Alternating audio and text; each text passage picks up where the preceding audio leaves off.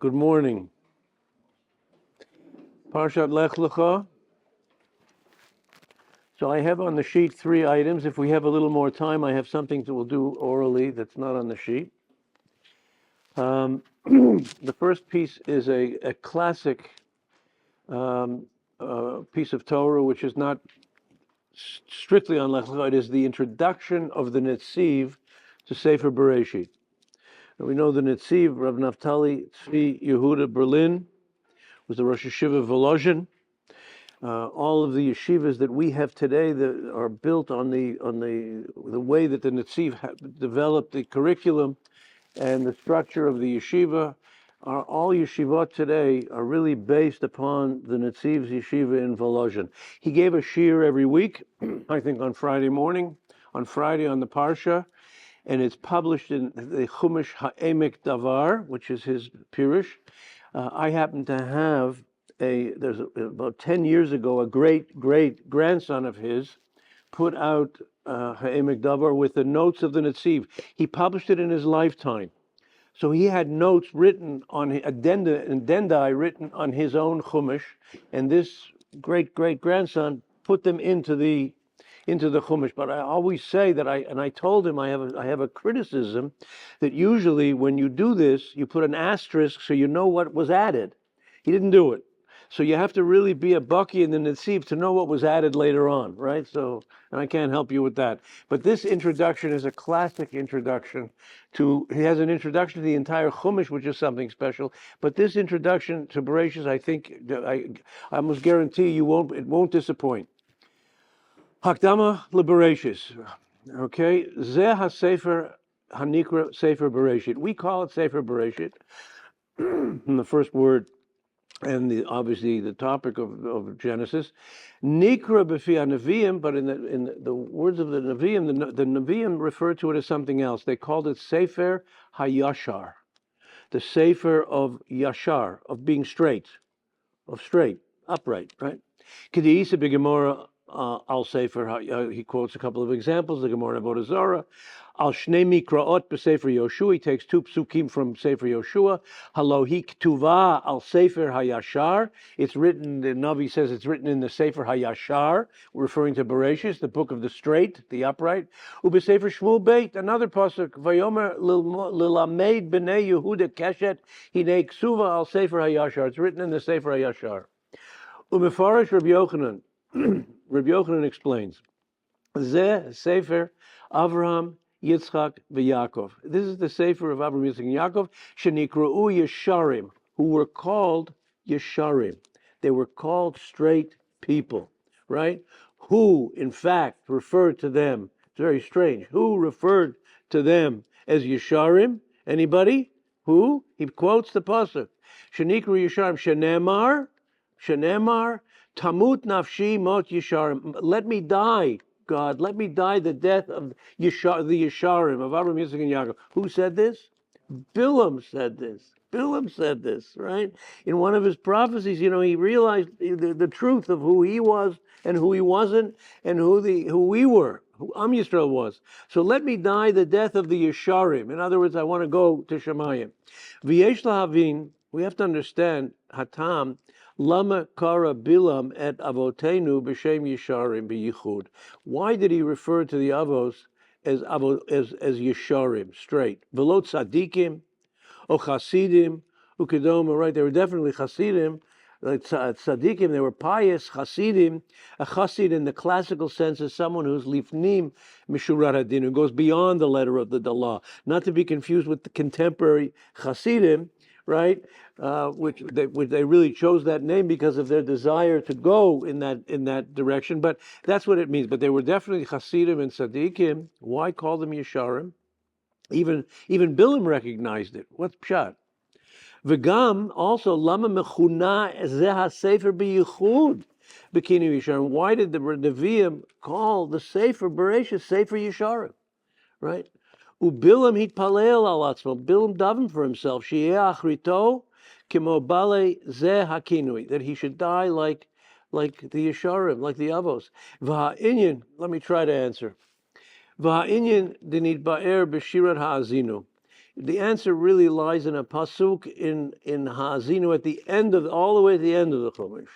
Al pasuk Hatzur Tamim Pa'alo Tzadik V'Yasharhu. This is in reference to the Ribono Shel Olam, and we have to imitate who the Ribono Shel Olam is, right? Hatzur Tamim Pa'alo, he's the rock who is constant. Tzadik V'Yasharhu, he's a tzaddik, and he's pious, and he's yashar. Kaviyachol, the Ribono Shel Olam is straight, deals straight, right? The Shevach Yashar, who nemar lahatzdik din HaKadosh Baruch Hu, this word Yashar is in order to say that the Ribono Shel Olam had every right to do, and he was correct in what he did, b'churban bayit sheni, when he destroyed the second temple. Why? Why did he destroy the second temple? Shahayador ikesh ubetaltel. The generation of the second temple, right? Sinat chinam, causeless hatred, right? These people were not straight. They were crooked. Ikesh upetaltel, they were crooked. Upirashnu shahayu tzadikim v'chasidim b'amlei Torah. Let me clarify, the Netziv says. The Jews who lived in the time of Bayit Sheni were tzadikim, they were chasidim, and they were amlei Torah. They were tremendous scholars, talmidei chachamim. But one thing they were lacking. Ach lo hayu yesharim b'halichat olam, but they were not straight in the ways of the world. Right? Halichat olam usually means in manners, but in everything. Al kain, mipnei sinat chinam. That's where sinat chinam b'shebalibam, in their hearts. Zeh zeh, causeless hatred for no reason. They were dismissive of everybody. Right? Chashdu et mi shirau. They were choshesh. They were suspect, suspicious of someone shenoheg shelo kedaatam beyirat Hashem. Someone who didn't do exactly the way I do Yiddishkeit, shehut stuki v'apikoras, is in apikoras. He doesn't wear the same kind of yarmulke that I wear, right? He doesn't wear the same kind of talis I wear. He doesn't dress the way I wear. She doesn't dress the way I dress, right? They considered them apikorsim. They were dismissive, right? We know harbe drachim lamakam. We know that today, right? We suffer from that today, right? The internal. I mean, all that's going on today, that religious Jews have to be fighting with each other. But that's yashar. They were not straight, right? Ubal yedei zeh lidei shfichut damim.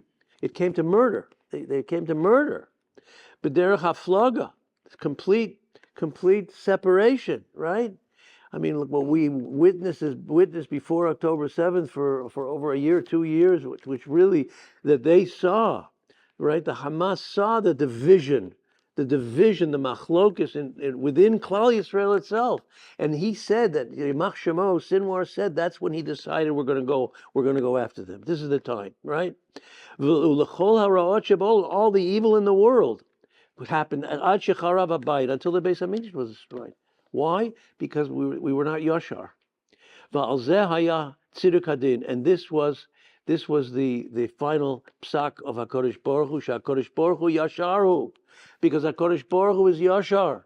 Ve'eno sovel tzadikim ke'elu, and he cannot tolerate these so-called tzadikim, right? I always say that the quote the Kotzker Rebbe once said, it's much better in Yiddish, but I'll tell it to you. Tzadikim, he's saying tongue in cheek, right? So Abraham, we'll see soon, next few weeks, we'll see Abraham pleaded for Stom, right? And he said to the Rebbe, okay, they're evil people, but if there are 50 tzaddikim, will you save them? Okay, if there's 50 tzaddikim, I'll save them. So the Kotzker said in his own, this is the Kotzker, he said, because 50 tzaddikim can also destroy a city. So the Rebbe Shalom knew if you had these 50 so-called tzaddikim, right, they'll destroy the city also. The tzaddikim that the Netziv is talking about. They're tzaddikim, right? A tzaddik in pelts, right? They do all the mitzvahs, but in terms of ben adam l'chavero, how they treat each other, right? Ki'ilu ela ba'ofen sheholchin b'derech hayashar. Gam b'halichat olam, if they didn't walk in straightness in the ways of the world, v'lo ba'akmamayut af al gav shehu l'shem shamayim, right? They did it for the sake of heaven, right? I take my position. I'm more religious than you. You're not doing the right thing, right? Because Shem Shemayim, I'm trying to save you, right? You're doing the wrong thing, right? No, it doesn't. That's not Yashar. The Zegor and Churban Habriya. This destroys not only the Beit Hamikdash, it destroys the whole structure of society. The Harisut Yishuv Haaretz. The whole world can be destroyed if there's no Yashrut. We see it. We see it today. We see the lies, the complete lies that come out from people's mouths, right? This was the praise of the Avot and the Imot.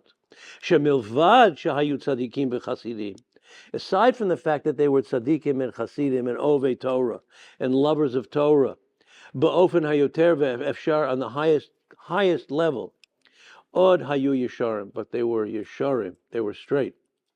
Hainu shehitnagu im umat ha'olam, afilu, they dealt with the nations of the world. Afilu ovdei elilim, you see in the Chumash, even with idol worshippers, mechuarim, lowly idol worshippers. They dealt with them with Mentshlachkeit, with Yashrut. Mikolma, and I guess Mentshlachkeit is really the word that we're looking for, that really describes what the Nesiv is talking about. And we'll see that Rabbi Yaakov actually, and eventually we'll see this in a minute. Mikol makom, that being said, hayu imam be'ahava. These avot dealt with love, respect to idol worshippers, and they were concerned for their well-being. Basher hikiyu mabriya, because they didn't want to see the world go under. Kemosha anu roim, kama hishtateach Avraham Avinu litpalel al Sodom. He brings the example. You see how Avraham Avinu davened for Sodom. Sodom was the lowest of the low. Sodom was, they were. You can't imagine how evil they were. The Gemara in Sanhedrin says, for example, if they would invite somebody in to be a guest, and they would put him, if he was big, they'd put him on a short bed and they'd cut his legs off. That was Sodom. This is what Sodom is all about, right? Kemoshanu roim, kamash mishtahishtatech Avraham Avinu l'palel Sodom. Af al gav, notwithstanding the fact soneotam that Malcolm tachlit sina, he hated what they represented completely and rejected it. Avur rishatam, because of their evilness. Kimavur b'maimro lamel, as he spoke to the king of Sodom. We're going to see that at the end if we have time. Mikol makom, that being said, chafetz b'kiyumam, he didn't want to see them die. He wanted them to stay alive, and maybe he could change them and affect them. Right? Uberabba in Parshat Vayera, in the Medrash Rabbah, next week's Parsha. Isa the Medrash says, Sha'amar HaKadosh Baruch Hu Avram Avinu, HaKadosh Baruch Hu said to Avram Avinu, Ahava tzedek v'tisna rasha, love righteousness and hate evil. Avad lahatzdik et briotai, love bringing back my people to the righteous way. V'tisna laharshian, and hate their evil. I hate their evil way, but not them, right? Bring them back, right? Hainu mamish ka'av hamon goyim. This is why Avraham was so fit to the title that he had. He was Avraham, right? That's why we had the hey. He was Av lahamon goyim. That Avraham was the father of all the nations, right? The Abrahamic Accords, right?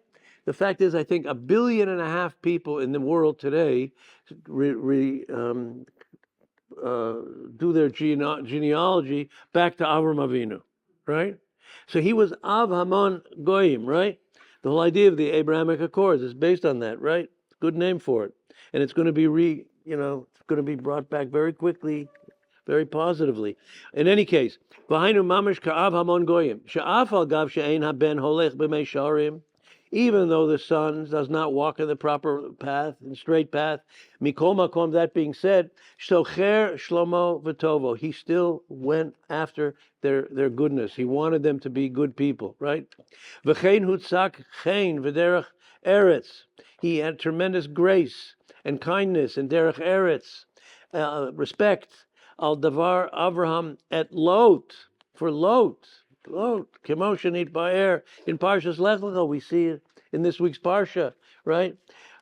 We're going to see the opposite side of this coin in a minute with Lot, but V'chein ra'inu kama Noach haya Noach, kama Noach haya Yitzdak I'm sorry. Kama Noah Chaya Yitzchak Avinu Lead Payes Mimison of how at peace Yitzchak was and to appease his enemies. Ubimeat Divrei Pius Me'avimelech whole Parsha give you all these parts. Yoseri Masha Bikshu Mimenu Kimavur Mekomo V'Yakov Avinu Achar Shehetiv Chara Asher Tehitiv Charalo Al Lavan. Lavan would have killed him, right? When he had to work 14 years, he had to work there for Rachel and for Leah and Rivka and Leah, right? So Rachel and Leah, he deceived him, Lavan. He was a deceitful person. Mikol makom diber imo dvarim rachim, but he spoke to him softly. Ad shamru al zeh bebreshis rabbah. That based on this conversation that Abraham had when he left Laban, when they left, and he gave it to him in a very nice way, but he gave it to him. Kaptanusam shall avod velo anafsanusan shall banim. I'd rather have the anger, so to speak, of the fathers, Abraham, which is done in such a classy way, right? Rather than the modesty, the false modesty of the next generation. Unit payesimo maher. And he appeased him. Many things we will learn in Sefer Bereshis about derech eretz, of how to be a yashar, a straight person from the avot. Masha shayach l'kiyum ha'olam, over the page, which is to keep the world going. Hamiyuchad lezeh, and therefore hasefer shehu sefer habriya. This sefer, which is the sefer of creation, the creation of the world, mishum hachi, therefore nikra kamokein sefer hayashar, therefore it's called the book of the upright, al maisa avot bezeh aprat, because this is the main players, the main actors in Sefer Bereshis are the avot, and this is the book of righteousness, of uprightness, not righteousness, uprightness, right? Righteousness would be tzidkut, right? Ubilam. Even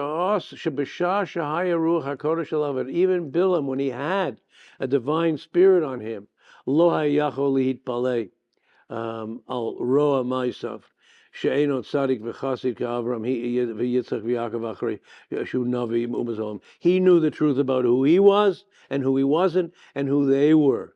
V'rosho b'mekor atuma, he was the lowest of the low, Bilam. Achein hitpalei al roa al yichuch, therefore he exclaimed and davened, b'derech eretz, and exclaimed their derech eretz, she'im sharoi hayalo lisnoet Yisrael tachli sina b'asher shehema b'nei Avram Yitzchak v'Yaakov v'rosha mekor kedusha. And how could I hate these? How can I do anything to these people? I am the lowest; they're the highest. Aval mikol makom lo hayaroi lefanav levakesh la'akar l'uma shlema. He couldn't destroy them. He couldn't ask them that they should be destroyed.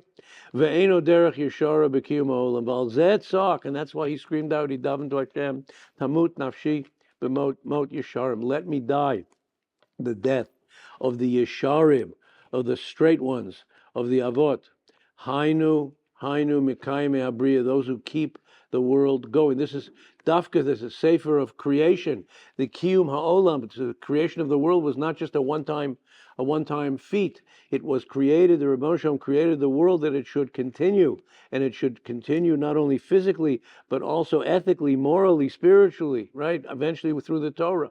Ubezeh yivuar, through this it's explained, Hadaisa b'Sanhedrin, Im Tammuz Nafshi Mot Yesharim, the Gemara discusses this. Tehei achariti kemo, let me die like them, let me go to heaven. V'im lav hineni holech la'ami, if not, I'm going to Gehenna. And in the end, Rashi says, mitat atzmi, and in the end he was killed by the sword, right? Okay, let's go to number 2. The number 2 is dovetails with this piece.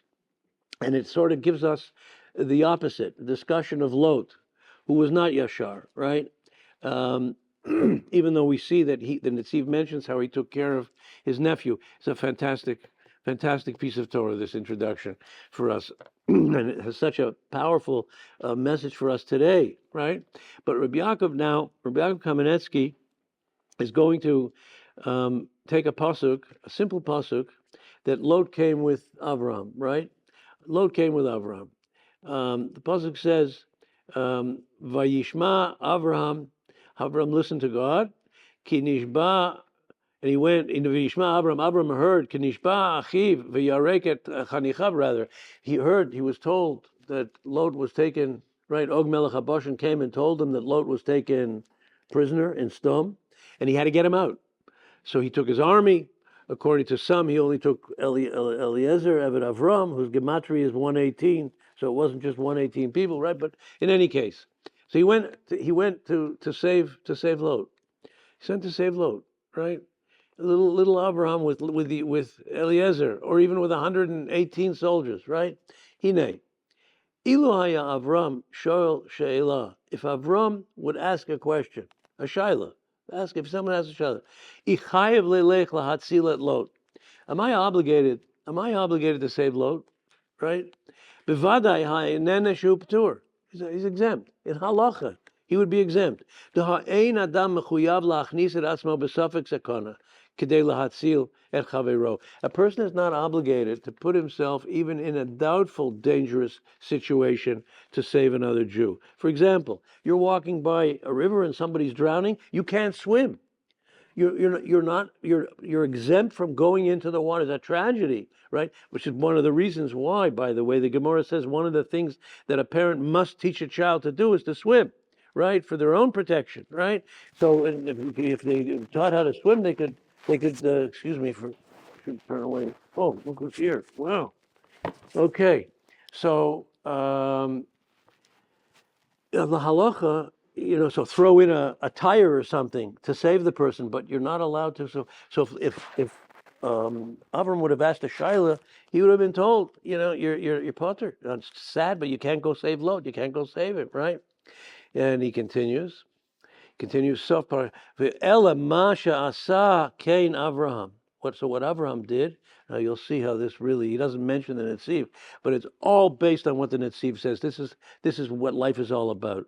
Hu mishum sheha-avot nikru'u yesharim. Because the Avot were called straight people. He quotes the Gemara in Avodah Zarah that the Netziv quoted. V'hainu shekol hanhagatam haita, everything they did, their whole life, haita lo al pi al yidei Dinei Torah, was not the letter of the law, right?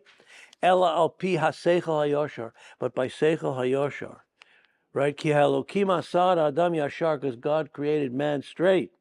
Val pi hayosher hayamutal al Avram, based on yosher. Avram had the lehishtadel lahatzil et Lot, that he had the obligation to save Lot, which I explained in another place. Ki Avram here gishet atzmo ka'achrai l'shlomo. Avram felt responsible for Lot. Who was Lot, right? Shalot. Mikevan shaharon aviv made bekivshan, right? Haran was Avram's brother. Lot was his nephew. And Haran actually gave his life. He jumped into the fiery furnace, right?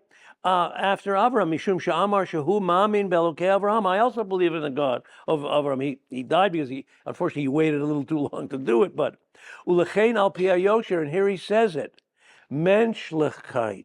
Right? There's no better word to describe, two words to describe the idea of Yosher, the essence of Torah. Right? Huchrach Avraham lahariket chanichav. He had to take his 118 guys, or only Eliezer, according to the other Pshat and Rashi. Lidof achar hamalachim, to go after these kings. Right? He was taking kings, right? Ubemet kol chaye avot, the entire life of the avot. You see it all throughout Sefer Bereshis, a theme that goes right through Sefer Bereshis. Shechayu kodem zman Torah, before the Torah, hayu munhagim al pi hayosher. They went by Yosher. Now, by the way, even with the Torah, there is such a thing as an ethic that is exclusive outside of the realm of halacha. In fact, Rav Aaron Lichtenstein wrote a very famous article many years ago. It was an article entitled, I think it was entitled, "Is there an ethic outside of halacha, beyond halacha?" Right? It's a classic piece. And basically he discusses the fact there is such a thing as ethics beyond halacha. There are certain times you have a horat shah. Sometimes you have to make an emergency psak under the circumstances, right? Or, I once heard from Rav Hutner. Rav Hutner was actually one of the two Rebbeim of Rav Aaron Lichtenstein. Of course, his father-in-law, Rav Soloveitchik, but Rav Hutner, he spent 10 years learning by Rav Hutner in Chaim Berlin. Rav Hutner once said like this: if I stand at the front of the base medrash with a white Persian cat and a diamond necklace around the Persian cat, gorgeous Persian cat, and a diamond necklace, and I'm sitting in front of the base medrash, is there anything wrong with halacha? La halacha. Can you tell me? It's not halacha. It's not right, but ein ruach chachamim nocha hayemenu. It's just, what do we say in Yiddish? Es pasnit. It's just not the thing to do. Is it halacha? It's not halacha, right? So we have many things that we do. We bring it down to our own level. We can all paskin our own shilas with this. Okay? So this is what he says. Final paragraph. Beautiful idea. He's picking up on the Netziv, right? Zehu bir maimer chazal. And he says, Zehu bir maimer chazal. This is the meaning of the expression of chazal in Mishnah and Pirkei Avos. Derech eretz kadma laTorah. Derech eretz comes before Torah. Hainu, shahavot, chronologically, derech eretz came before Torah. Right? We survived with, 26 generations. HaKadosh Baruch Hu kept us alive through chesed, through his own Mentshlachkeit kaviyachol, came from HaKadosh Baruch Hu. The 26 kilo olam chastos that we say in Halal HaGadol represent the 26 generations until Kabbalas HaTorah, that HaKadosh Baruch Hu kept us going through his Mentshlachkeit kaviyachol, so to speak. Right? The chesed vitor, pure chesed, right? Even though we didn't deserve it, right? The avot functioned before Torah with chesed, derech eretz, kadma Torah. I often say that, I think some Hasidic Rebbe once said this, but we have by Pesach, Shabbos HaGadol, right? The Shabbos before Pesach, Shabbos HaGadol. By Rosh Hashanah Yom Kippur, you have Shabbos Shuvah before Yom Kippur. What about Shavuos? Why do we have a special Shabbos before Shavuos?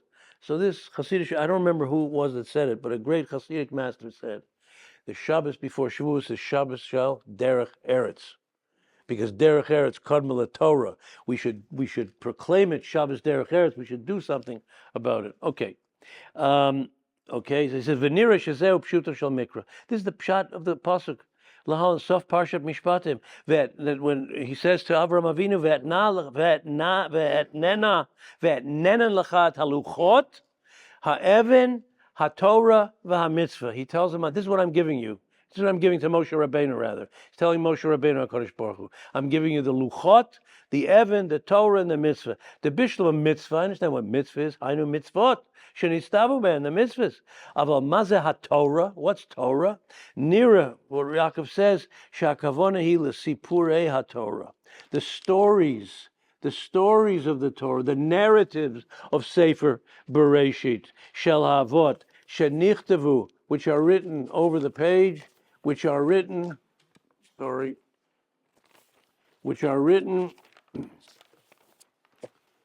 B'Torah Kodem HaMitzvot, before the mitzvahs were given.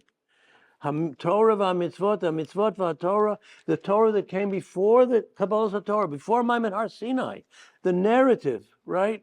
All the stories of the Avot and the Imahot. Hainu shahare loshen Torah hu miloshen hora'ah. Torah comes from hora'ah. Like a mora derech. We say in modern Hebrew, a tour guide is a mora derech. Right? Well, that's what a mora derech in a classical sense is. A rav is called a mora derech, right? But here, the avot were mora derech. They showed us the way. That's right, the narratives of Sefer Bereshit. Kolomar mora derech ki sipurim elu morim la'adam. These stories teach a person, show a person, direct a person. Eich lachyot, how to live. Afilu belit sivu Hashem, even without a commandment from the Rebbeinu Shalom, before the Torah was given. Ukimosha Amar, and by the way, you know that all the mitzvahs that were given to the Avot before the Torah was given, the Rambam says, very famously, the Rambam says in the second paragraph of Pirush HaMishnayos in Masechta Chulin, that all the mitzvahs that were given before, we only keep because they're part of Torah Moshe, because they're part of Torah's Moshe. Those mitzvahs now are part of Torah. But all of this other stuff, this Derech Eretz, this had to be done before. Kemosha Amar David Kinato al Shaul. David said about Shaul. David HaMelech said about Shaul HaMelech. Halohi Ketuv al Sefer HaYoshar. It's written on Sefer HaYoshar. Hainu Sefer Bereshis. And another Gemara. Hine Rashi Reish Bereshit. This is beautiful. He's going to end with this. This is good. Everybody knows the first Rashi in Bereshis, right? Rashi at the beginning of Bereshis, Rashi asks a question. Madua hitchila haTorah mi Bereshit bora Elokim. Rashi asks, why does the Torah begin with the creation of the world? Begin with HaChodesh Hazeh Lechem. What's HaChodesh Hazeh Lechem? That is the first mitzvah that was given to Klal Yisrael, right? I mean, the Torah is really about doing mitzvahs, right? So what do I need all these stories for? What do I need Bereshis for, right?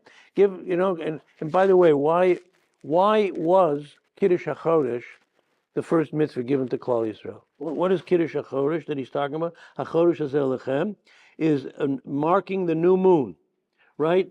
Today, you take your calendar from the butcher or the makolet, and but it wasn't that way in an idyllic society, and it's going to be that we're going to come to Beit Din, and there's going to be a special Beit Din that really knows astrology, and they're going to be shown, the witnesses come and they say, we saw the moon, and they had pictures. Was it like this? Was it like that? And they would declare, the Beit Din would declare that it's Rosh Chodesh. The Beit Din what does that mean? That the Jewish people, through Beis Din, Am Yisrael, through Beis Din, were given the keys to the kingdom of Torah, right? It's like in a real estate, in a real estate deal, it's a turnkey operation. Usually in commercial real estate, you say it's a turnkey operation. You give the key. The keys to Torah are the calendar, the luach, right? If not for the luach, and we decide, Klal Yisrael decides. The Klal Yisrael can decide that Pesach, you'll excuse me for you ladies for using the P word, but sometimes it could come out in August if we didn't have the Beis Din deciding when, right, Rosh Chodesh should be, right? So it's the keys to the kingdom. The luach is everything. He gave it to us, right? So that's almost an aside, but so why not start there? Why start with Bereshis Bar Elokim?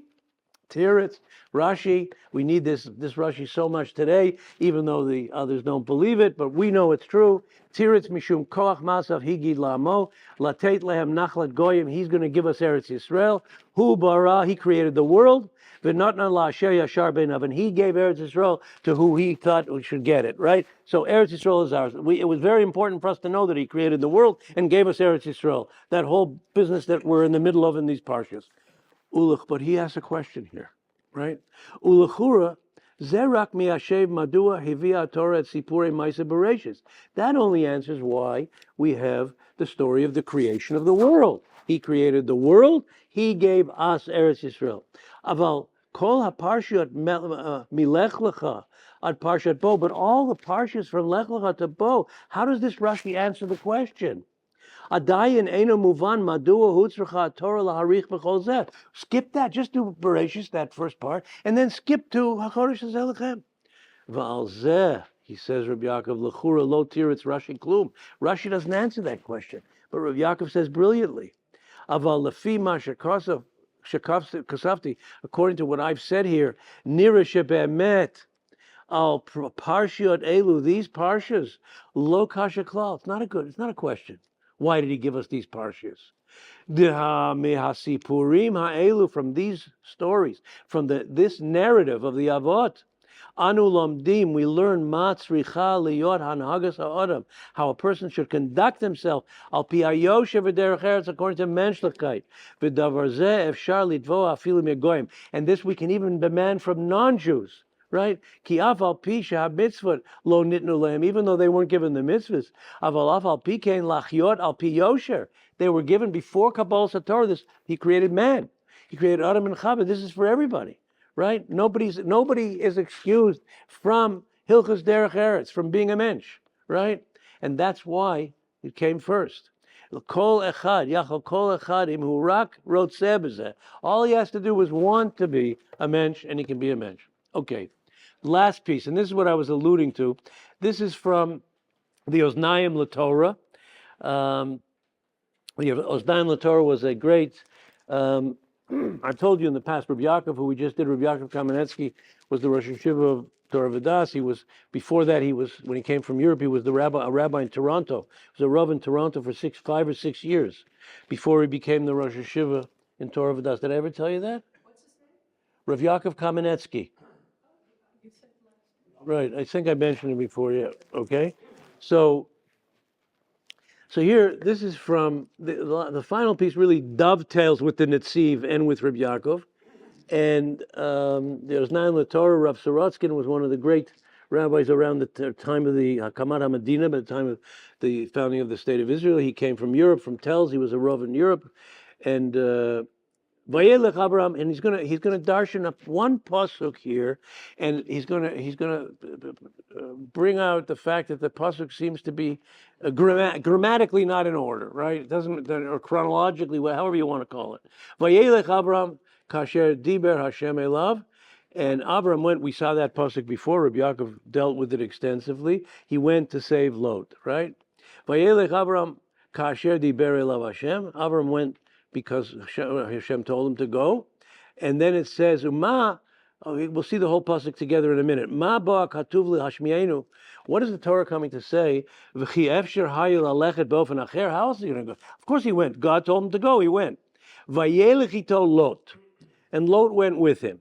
Right? Vayelech Avram kasher diber elav. Vayelech ito Lot.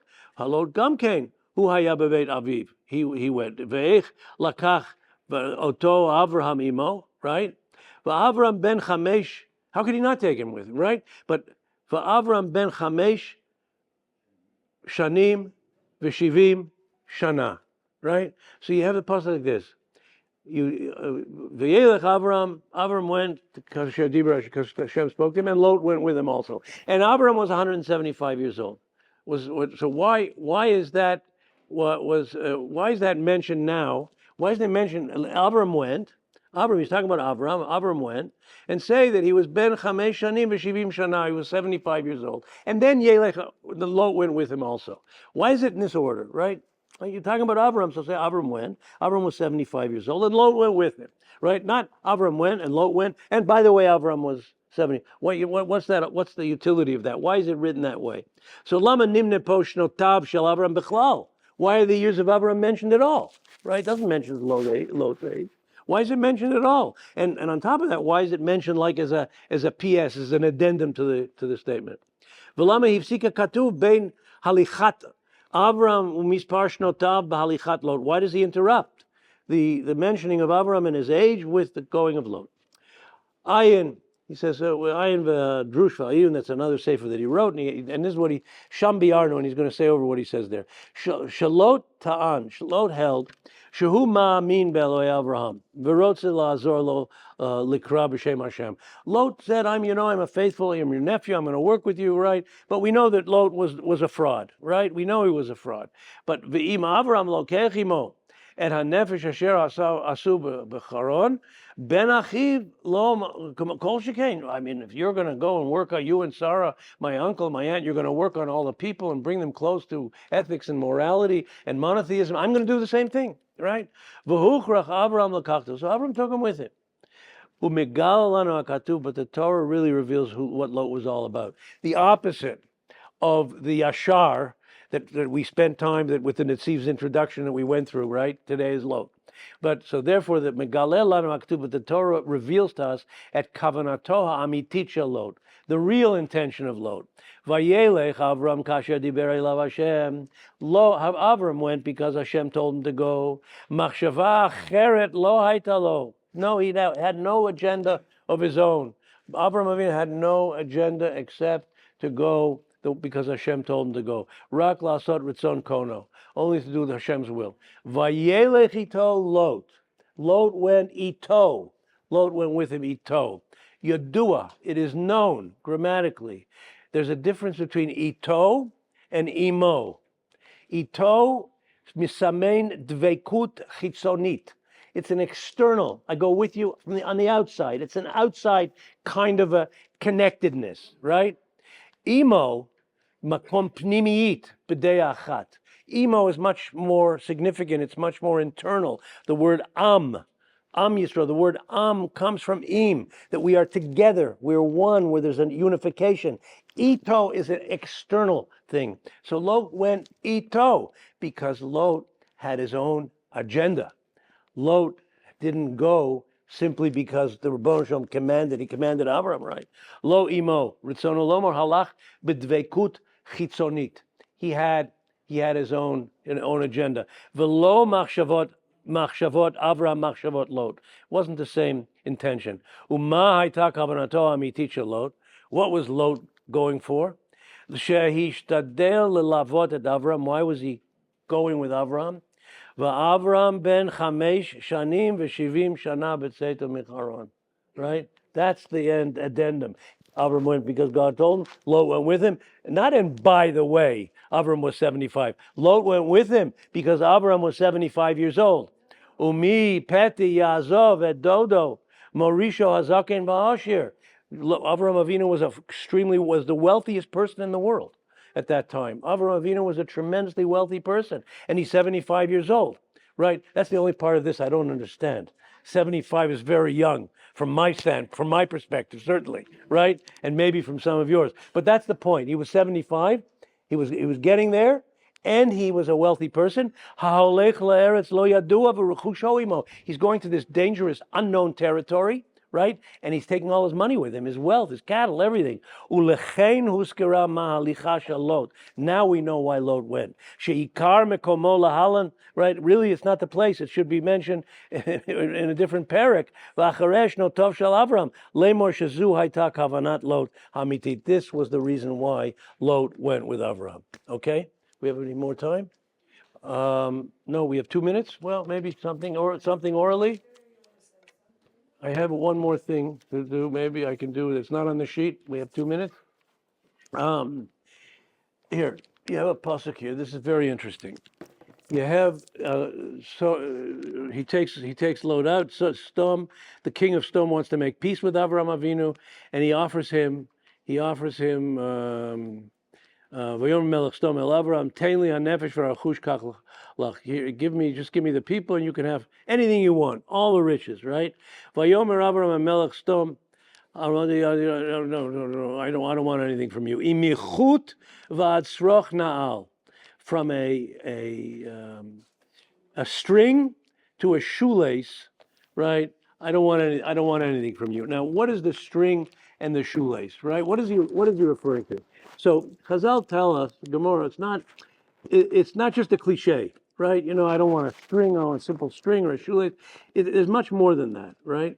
The Chazal tells the string, he was zoche because of this statement.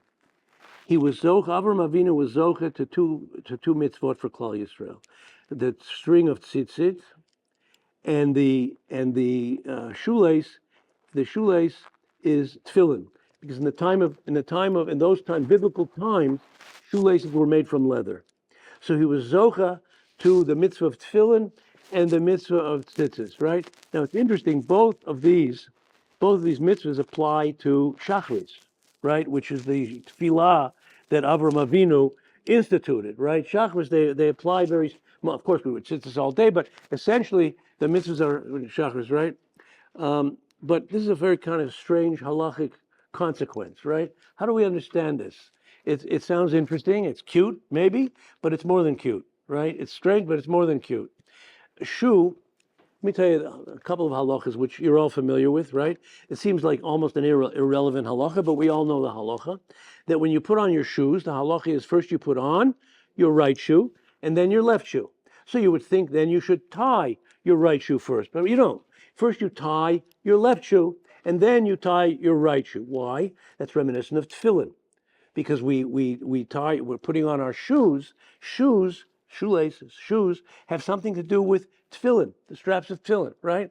Now, it's interesting. You have a mitzvah called yibum, right? If someone dies childless, right? He dies and the wife has to marry the brother, and if he refuses to marry her, then he has to remove his shoe. He has to remove his shoe, right? There's something here about removing the shoe. What's the significance of the shoe?